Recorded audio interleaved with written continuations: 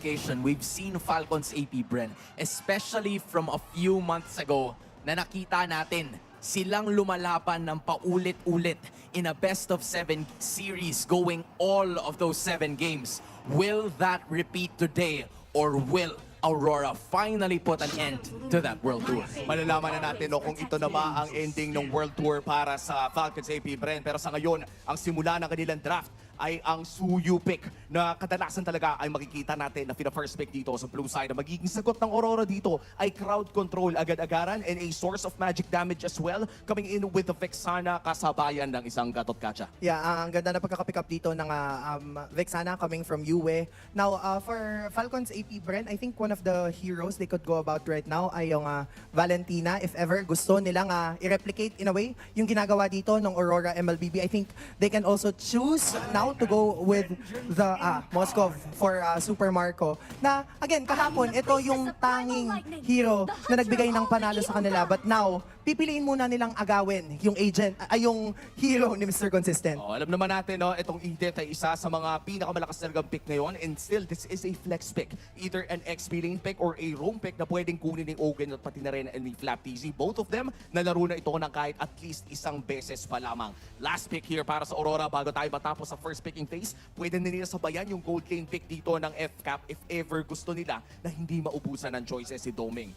Yeah, yung ganong klaseng paggalaw from Aurora MLBB will definitely benefit them. Again, binabanggit natin, pero Alpha muna ang kanilang magiging pick despite the possible ban for the Rafaela. Mukhang may sagot naman dito ang Aurora MLBB. Pero kung ubusan lang din naman, pwede silang mauna sa pag-uubusan ng mid laners. Oh, ito bukod sa mid lane, no, nakaban na rin naman yung Matilda. I feel like it's gonna be really smart for Falcons AP Bren na magtanggal na rin ng mga ibang sustain support For sure. para mapawasan yung kalakasan ng isang Alpha. No, yes, malakas ang Alpha, pero wag natin kakalimutan no, na kailangan ni Alpha ng suporta dahil isa lang ang pampasok niya at panglabas niya din. But then we've seen or we've heard based on what Coach Arcadias mentioned back then nung nag-guest siya dito sa Infinix Game Tambayan na isa talaga ang Alpha sa mga magagandang sagot towards the Suyu just Yes. because of, you know, siya ang ilan sa mga heroes na kaya talaga maipagsabayan dyan. So, I'm curious as to why it's still always open in terms of the picking na talagang nagiging available siya for most of the time. And hopefully, there are gonna be some adjustments made here for both of the teams. Yeah, ang ganda ng pagkakapili and the band out dito ng Phoveus for Falcons AP Bren para lang din naman na malimitahan na yung mga magiging posibleng heroes dito ni Edward. Kanina nakita natin nung hawak ni Edward yung kanyang comfort pick na Edith, naging maganda. And even bumili siya ng Starlium Scythe, which is to me, sobrang ano yun, telling na ibig sabihin lamang na lamang kayo sa laban. Hindi talaga nagbibuild ng Starlium Sight yung mga Edith kung hindi sila lamang. Yun yung tipo na alam mong kaya mong pumatay at hindi ka mapapatay. Yes. Kaya magbibuild ka na rin lang ng damage. Pero instead of taking away roam heroes, tinatanggalan nila ng hero ngayon ng XP lane na si Edward. May Tirisla pa naman na natitira pero without a proper support or sabihin na lang natin na itong Gatot Kacha, parang pinipilit na nila na ilagay sa XP lane. Yeah, parang gano'n na nga, nililimitahan nila ang magiging posibleng hero dito ni Edward. Pero still, alam naman natin na pwede pa rin namang unahin dito muna ng Aurora MLBB, yung gold lane, pagpasok ulit natin ng second phase ng picking. Kasi nga naman, ang dami pang pwedeng gamitin and i-flex into the roaming phase. I think they can ban out the Arlot or even the Terizla if they want. Pero mukhang Rafaela na nga. Ito yung sinasabi natin, ayaw nilang ma-replicate yung Alpha Paru-Paro Society. Yung Alpha Paro-Paro Society, no, yung may Rafaela na Alpha at yung wala na rin yung Matilda. No? Pero may Florin pa. We haven't seen the Florin for the longest time pero kung ipipilit talaga Alam mo, na hindi, siguro. ituloy mo na. Hindi, sinabi ko na, di ba? Gusto ko lang makakita ng Estes kahit once. Pero malabo ata. Tingnan natin, hindi naman sure. Kasi kahit papano, no? Ang problema naman kasi sa Estes dito, if ever mag-Estes ang kupunan ng Aurora, yung Matilda, yung Edith, at saka yung Moscow parang sasaya kasi dikit-dikit. Di ba usually ganun naman talaga yung mga gusto ng tao. Pero at this point, malalaman na natin, saan nga ba ang Edith pick na to? Will this be a roam or an XP lane? O makakakita na ba tayo ng panibagong flex na naman na kakaiba? Either, I think, Barats or Cho ang magiging route dito ng Falcons AP Bren. And then for mid, open pa din naman yung Valentina. Kung gusto nila, again, gamitin yung Valentina. Or malay natin, maglabas na naman si Few na mga kakaibang hero. Like Diana, Julian, kung gusto niya, di ba? Kanya-kanya lang yan ang trip eh. Kasi kano naman talaga ang panahon ngayon. And again, para lang natin mas lalong ma-emphasize, match point to para sa Aurora MLBB. Ayun na. there it is. Nag-specialty pick na ang Falcons AP Bren. With this match point coming in from Aurora, mukhang kumapit na sa mga comfort pick ang Falcons AP Bren. You have Grak Onigo locked in para kay Master Ogwen. At pati na rin yung Faramis na ilang championships na ang napanalo para sa Pilipinas. Ito na si Grak Onigo at si Faramis Arcangel finally for Falcons AB Bren. I think for Aurora MLBB, they can go with the Carmilla if they want. Or, open pa din naman. Pero Arlot, ito na nga yung sinasabi natin, since hindi na ban yung Arlot, po pwede nang maging Arlot itong si Edward. Tapos si Rene J na yung gagamit ng Cho. And kanina, nakita natin ginamit to ng side ng Aurora. But ang post 4 nila at the time was Aurora. But now, almost similar concept na lang din naman yung Vexana na kapag nakapag-terrify siya with the Deathly Grasp plus pagpatong ng Eternal Guard ay definitely walang galawan almost ang magiging kaganapan ng Falcons AP Bren. Now for Falcons AP Bren, again, yung winning condition for Moskov, give him space. There is only one win na kinakailangan ng Aurora to get that international ticket on the way to Malaysia. But the question is, will the Falcons AP Bren have a plan B? This is time. Casters, paso.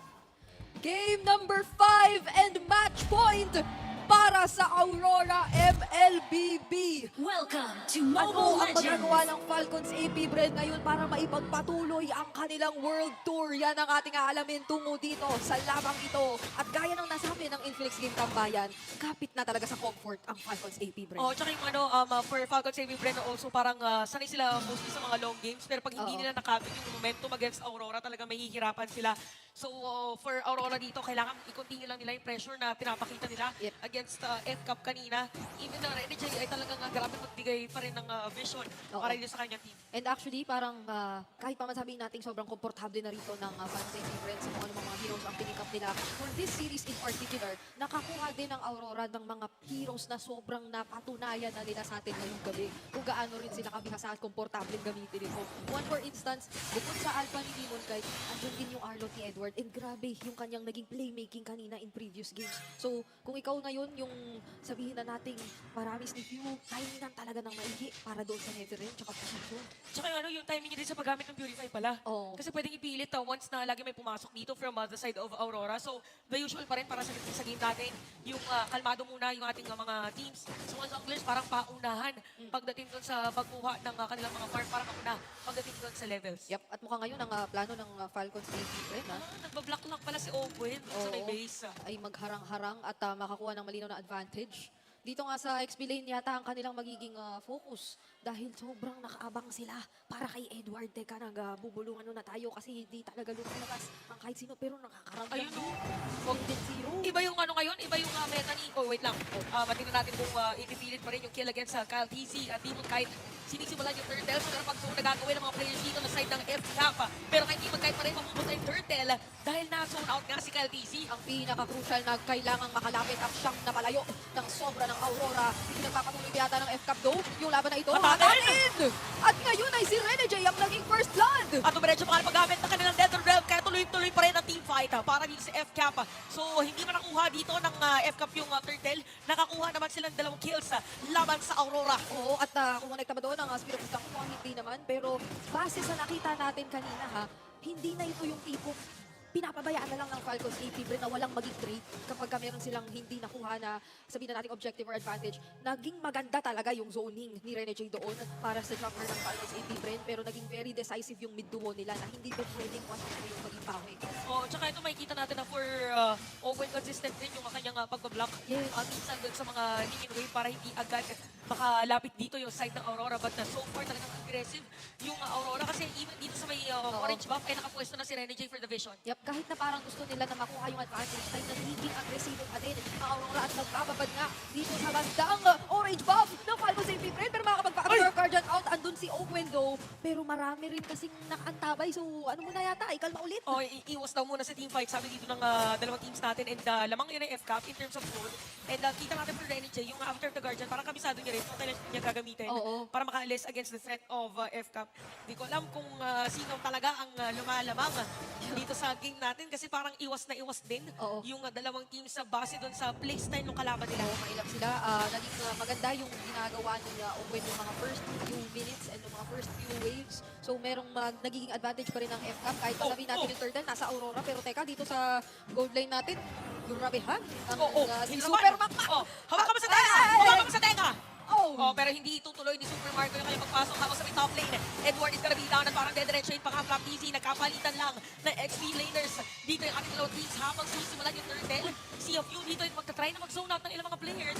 Pero take note na wala nang Eternal Guard dahil nagamit na at natiinan pa nga ng After the Guardian. Kaya Kyle TZ ay mapapatay na.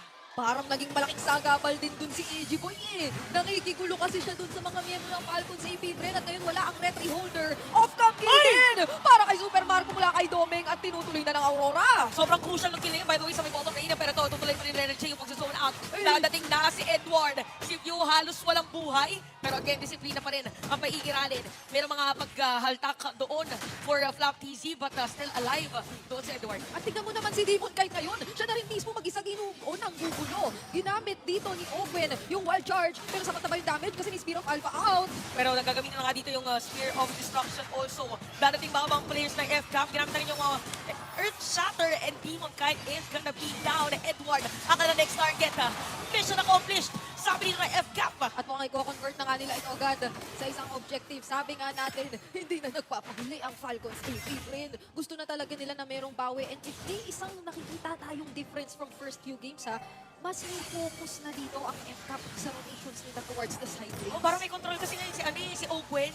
Parang pag nilalagay niya yung pader niya, parang sinasabi niya, please respect my boundaries. Yes! Kanina space yung pinag-uusapan natin eh. Ngayon naman boundaries na sineset ni Owen. Ayun! Dahil dyan, speaking of, nakikita na naman natin in action at nagiging advantage to lalo para dun sa mga nangangailangan ng space ng mga boundaries na yun tulad ni Super Marco. At saka dito parang sabihin na natin maganda rin siyang gamitin later on pang reset ng mga objective. Diba minsan ginagamit yan and nagkakasuntukan din sila. Dumating na dito si Domeng. Ang sakit ng mga plan dito. Okay, so aalis mo ng mga players pero masakit na dito si Domeng ha. Oo. Sa tingin ko, yung mga objective natin mamaya talagang kaabang-abang kasi for Falcons AP Bren, you would think na magiging kampante sila since meron silang Suyu, pero dagdag pa pala yung sinabi mo na meron silang Grok. So meron silang kapasidad na maging kontrolado talaga nila yung mga ganoong klase ng objectives. Pero napakaganda lagi nung nagiging pag-set up ng Aurora MLBB. Naka-ready din eh, Oo, no? yung mga latag ng Eternal Guard dito ni Yue, yung Final timings Slash ng pa. Final Slash at Spear of Alpha. So, talagang ngayon na magkakitaan na naman sila sa ating Turtle Pit. Sino naman kaya ang mauuna at kanino ito mapupunta? Parang nag-scout muna ng mga pwedeng targetin. Okay, Edward at saka si Owen ang nagkakasunod. Ginamit na nga dito yung one charge at papasukin pero may counter na Final Slash. Sino pa gagawin sa team fight natin? Ready siya mapatay si Super Marco. Again, Super Marco is down. Tatlong napatay sa side ng FCAP. Make it a double kill naman para kay Kyle TC pero may bawi pa rin dito ang Aurora pero FCAP. Tatlong patay sa kanila, dalawa sa Aurora. At mukhang ang makakakuha ng ating huling turtle ay si Demon Kite. Pumasok pa with the entropy si Domeng. Parang gusto talaga nilang kuhain. Etong Toreng ito, gusto man depensahan ng FCAP ay hindi na binitawan. Naku po, depensa lang sana dun sa may middle lane. Nakuha pa dito si Few. Ibang klase ang pagpupursige ng Aurora. Gusto talaga nilang paliwanagin eh. Yung gabi natin eh. Iba si Paldomeng, iba si Paldomeng sa gabing to.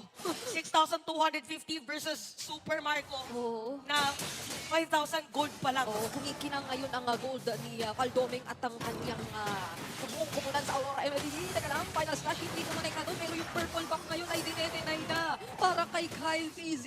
So medyo mahirap na naman itong sitwasyon para gumalaw kung ito ang FCAP. Oo, unti-unti na rin lumiliit ang mapa at unti-unti na rin nawawala ng buhay dito si Owen. Ginamit yung After the Guardian, ito na mapagbawi na sa FCAP pero napakakunat na ni Rene J.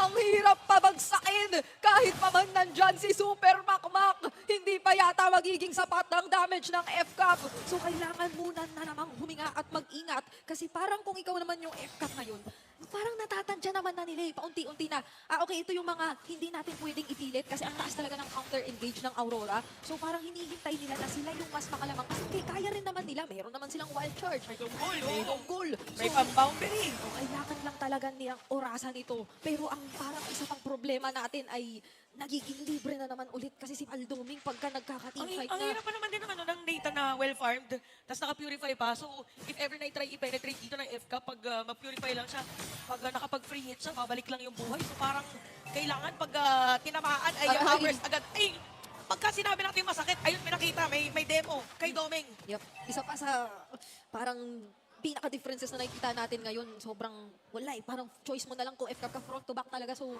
kailangan mo talaga magawan muna ng paraan yung mga nasa harap. Unlike Aurora, pwede ka nilang hiwalayin kung gusto nila dahil nga nandiyan si Rene J. And kaya ni Rene J na makapag-sustain kung gusto niya gaya ng nakita natin kanina. So, kailangan natin na FCAP na maiposisyon ng kanilang mga sarili na maigi. Fortunately, ay makakakuha ng purple buff. Etong si Kyle TZ this time at maiaangat naman yung Super Marco ulit, yung opposite lane. Pero ito na naman yung zoning na pinapamalas ng Aurora MLBB. Wala raw yata pwedeng lumapit na naman. Kanina ba talaga mabubutay, Lord? It's gonna be the magkain best time para habang si Flap TC magiging target nila. Kyle TC masasagip dito ng Netherrealm. Ginamit na yung one charge pero Flap TC makakatay na. Super Marco sisira na torrent sa may bottom lane pero sakit na ni Doming.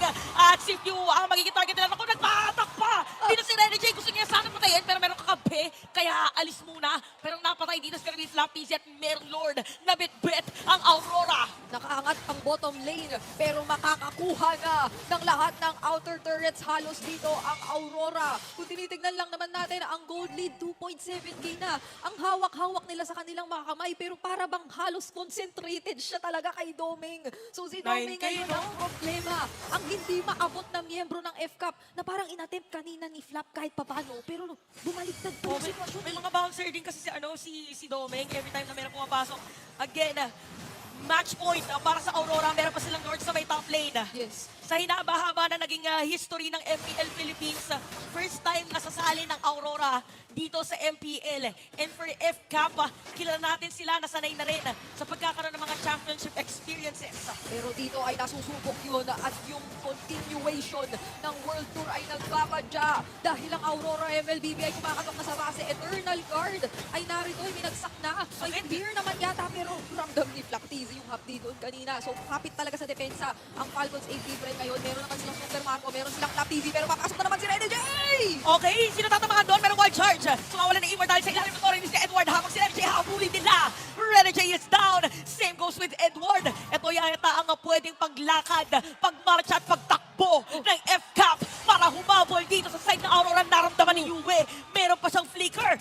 Clutch Deathly Grasp bago mag-flicker tungo sa kaligtasan para rito kay Yue. At ang pag-angat ng Falcons AP Bren ay magtutuloy pero wala na yata silang mahahanap na target. So makakakuha ba sila ng tore dito kahit papano kasi nandito na si Super Marco at unti-unti na rin nagpapadya ang late game capabilities ng Falcons AP Bren. At kumakatok na nga sa ibang mga tore dito na side ng Aurora ang FCAP. Again, nilalaban out of the guard. Sino mahuli nila? Si Flap TZ at hindi masasalo ng Netherrealm. At dadating na nga dito si Doming at lahat ng mga players ng Aurora. Few is down. Pero ito naman isang paramis na mabubuhay din agad. Kailangan ulit dumepensa ng FCAP. Grabe yung timings dito ng Deathly Grasp ni Yue. Hindi na nakapagkasa ng Primal Wrath o kung anumang skill para maka-out kanina si Flap TZ. And as much as umabot yung Netherrealm dito, ay napakaraming ways ng Aurora na biglaan na lang inigate yun. Wasiwas pa lang. Tanggalin mo lang sila doon sa bilog ng Netherrealm. Ay magkakaroon na ng advantage agad dito ang Aurora. Samahan mo pa ng Avatar of the Guardian. So makakabalik na agad si Kapitan dito. Pwede pa siyang ipon ng mga iilang stacks ulit bago pa man mangyari at susunod na Lord Objective. Pero speaking of, napaka-importante nito ate mo Chantel. Nakasalalay talaga rito ang control lalo pat nagkakaubusan na ng tore. By the way, wala sumisilip kay Kyle TC at naakaw niya nga yung Lord. Tatamaan ba ng Spear of Destruction? Dadating ba bigla si Super Marco after the Guardian mahuhuli din si Few. Again, kakabuhay niya lang kanina Netherrealm ay tinawag na rin. Pero ba mahahatak? Si Rene J mapuputol doon yung mga kadena. So importante na kuha daw ng FCAP yung Lord. So lumalaban pa rin dito ang mga Bees. Lumalaban pa rin ang Hive. Sabi kanina, ano ba ang plan B ng mga Bees? At baka ito na nga iyon. Talagang kuha lang ng objective tiwala sa Sasalubungin. kapasidad ng Suyu. At kailangan ay out agad disiplina kung ikaw ang Falcons AP Bren. Pero hindi na gustong pababain ng Aurora MLBB yung Lord. So gusto na rin yata kahit paano umangat at sumama ng FCAP. Pero wala na yung Lord, mauubos na. Kaso kakayanin mo na si Renny J. May AOG out pa naman siya. Okay, tinamaan dito Eternal Guard, dalawang players sa side ng FCAP. So more disiplina kasi nakakapag-push pala. Habang si Open medyo masasaktan, Doming bigla nang dumating. Hawak sa top lane, merong sumisplit push. Ay! Tinamaan si Doming! Pero may Wind of Nature. At sakit ng mga apla dito. Pero may Rose Gold Nature. Dito si Super Marco. Labanan ng mga gold laners. 1 for 2, pero may Torre kasama para sa FCAP. At ngayon ay ipapantay na yata nila ang mga Torre na napatumba nang magkabila ang kupunan at yung access ay halos sapat na para dito sa kanilang dalawa na gumawa ng mga plays kung gusto ng kahit sino man mamaya. Pero depensa ulit para sa Aurora at mukhang meron pa naman silang resources pero ipipilit yata Ay! ng FCAP! Bigla mawawala. Hindi nakapag-flick out si Yue para nasunog din sa kamay ni Few. So again, nilalaban dito ng Falcons AP Bren. Masisira yung Torre sa gitna. Masisira din sa baba at sa itaas. So kalbo ngayon ang base ng Aurora.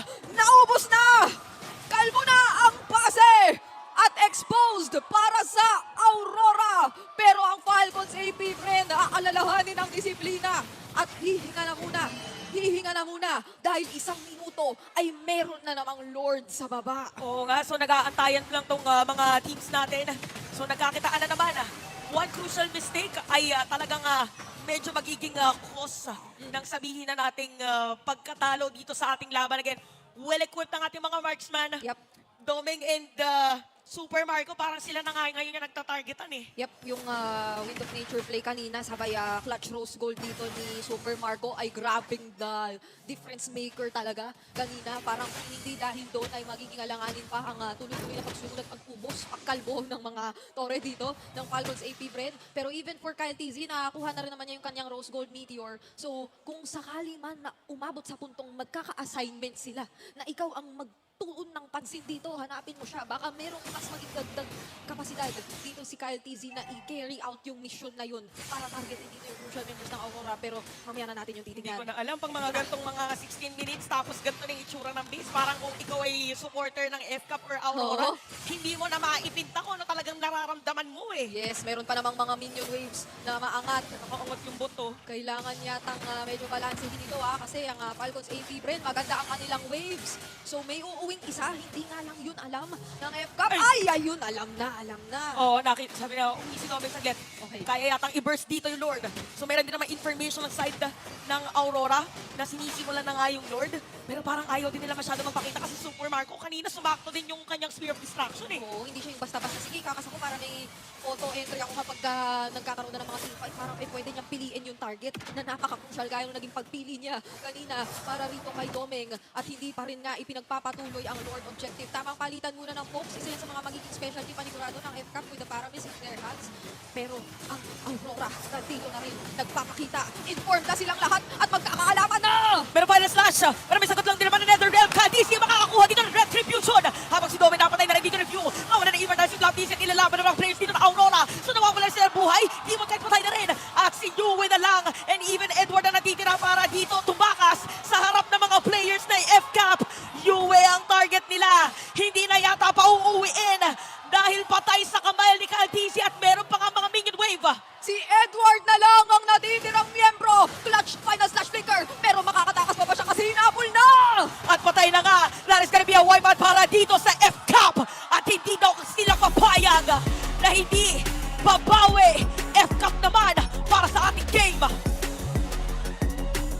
Masyado para umaaga para tapusin ang kauna-unahang lower bracket finals. So tayo ay magtutungo sa isang game number 6 at pag-usapan natin yung punong-puno ng aksyon na laban na yan kasama ang ating Infinix Game Tambayan. Ang bili ng Falcons AP Bren, dyan lang kayo, Bees! Kasi wala pa daw uuwi. Hindi pa daw